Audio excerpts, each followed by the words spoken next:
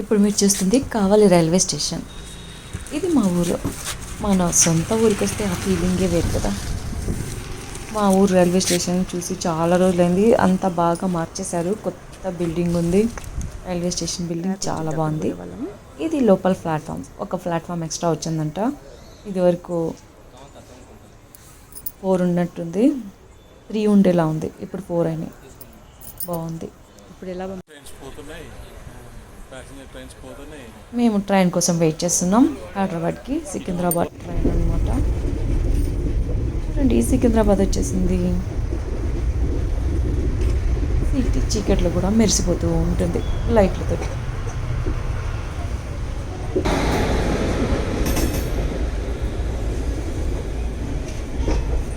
కరెక్ట్గా స్టాప్ రావడానికి ఎంత టైం తీసుకుంటాడో లాస్ట్కి వచ్చేసరికి ట్రైన్.